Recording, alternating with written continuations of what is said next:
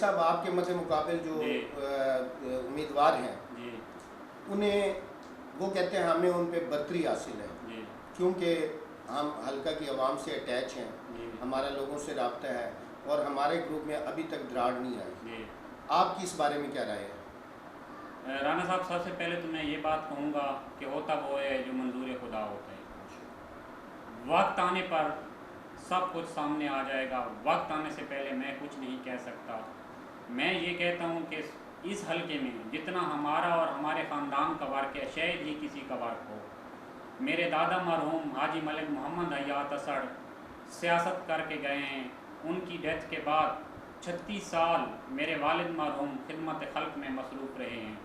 جتنی خدمت ہم نے حلقے کی ہے، میں یہ دعوے سے کہتا ہوں کہ کسی اور انسان نے اتنی خدمت نہیں کی ہوگی۔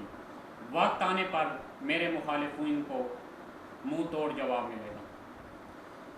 ملک صاحب، جب سے آپ سیاست میں آئے ہیں والد کی وفات کے بعد، آپ نے حلقہ کی عوام کی فلاح و بہبود کے لیے جو کام کیے ہیں ان کا تھوڑا سا ہمیں بتائیے گا کہ ان میں کیا آپ نے بجلی کی کوئی اسکیمیں، سیوریج کی اور اس کے علاوہ کوئی اور دیگر اسکیمیں جو جی بالکل رانا صاحب، میں نے اپنے حلقے کے لیے بجلی کی بہت بڑی اسکیمیں عمیر حیات خان روپڑی کے توسط سے منظور کروائی ہیں۔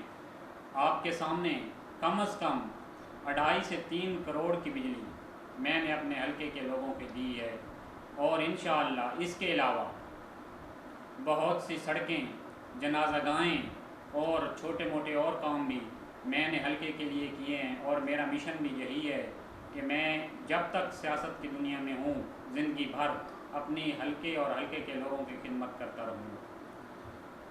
ملک صاحب، ہمیں بتائیے گا، آج کل تھانہ کلچر اور پٹوار کلچر کا بڑا عام رواج ہے۔ جی بالکل۔ اور میرے ایک اسی پروگرام میں ایک مطلب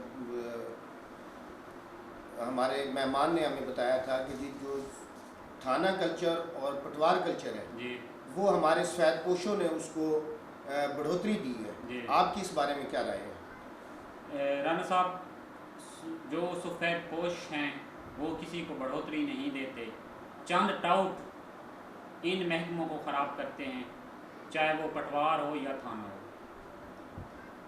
الحمدللہ آج تک نہ ہم نے تھانے میں نہ پٹوار میں ٹراؤٹ بن کے کام کیا ہے اور نہ کریں گے۔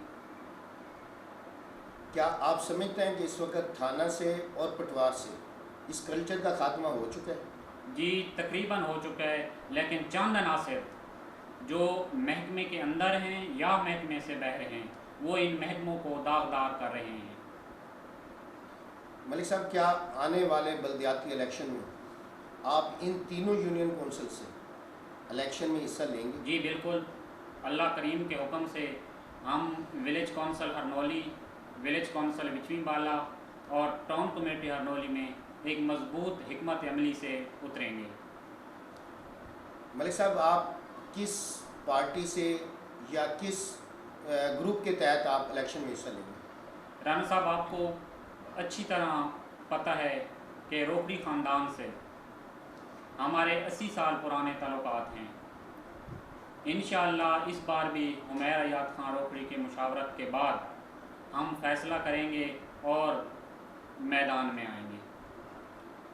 ملک صاحب، لوکل اس لیول پہ آپ ایم پی اے کا حوالہ آپ نہیں دے رہے، کیا ان کے اور آپ کے درمیان کوئی اختلافات ہیں؟ جی نہیں، ایم پی صاحب اور ہمارے درمیان کوئی اختلافات نہیں۔ جب والد مرحوم کی ڈیتھ ہوئی تھی تو اس وقت بھی ہم ملک فیروز کے گروپ میں تھے، اور آج بھی الحمدللہ ہم ملک فیروز کے گروپ میں ہیں۔ ہمارے اور ملک فیروز کے درمیان کوئی اختلافات نہیں، وہ کیونکہ روپڑی خاندان سے ہمارے پرانے تعلقات ہیں، دادا مرحوم کے دور سے ہم روپڑی خاندان کے ساتھ چلتے آ رہے ہیں، اس لیے ہم روپڑی خاندان کے ساتھ مشاورت کے بعد ہی فیصلہ کر سکیں گے۔ ملک صاحب، آپ بتائیے گا کہ رورل ہرنولی کا بہت بڑا ایریا ہے جس میں کنسنٹریڈ آبادی والی جو جگہ جیسے اسرا والا ہے یا جھمٹا کنیالا والا ہے، وہاں کے الگ مسائل ہیں اور اربن کے الگ مسائل ہیں۔ آپ کس طرح سے ان میں توازن برقرار رکھتے ہیں؟ اور وہاں کے مسائل کو حل کرنے کے لیے آپ نے کیا کاوشیں کی؟ رانا صاحب جو ہے رورل ایریا، جیسے آپ کہہ چکے ہیں کہ رورل ایریا کے اپنے مسائل ہیں اور جو ہے ٹاؤن کمیٹی، کیونکہ وہ شہری آبادی ہے، اس میں رورل کے علاوہ زیادہ مسائل ہیں۔ میں چونکہ خود الیکشن رورل ایریا سے کانٹیکٹ کرتا ہوں، میں نے جب بھی کام کیا ہے، ٹاؤن کمیٹی ہو، چاہے ولیج کونسل ہرنولی ہو، چاہے ولیج کونسل وچویں بالا ہو، میں نے کبھی بھی ان تینوں یونین کونسلوں میں فرق نہیں رکھا، کیونکہ تینوں جگہوں پہ ہمارا گروپ ایک مضبوط شکل میں ہے۔ انشاءاللہ جتنے بھی مسائل ہیں، چاہے ٹاؤن کمیٹی ہو، چاہے ولیج ہرنولی ہو، چاہے ولیج کونسل وچویں بالا ہو، ہم انشاءاللہ ہر مسائل کو ایک احسن طریقے سے حل کریں گے۔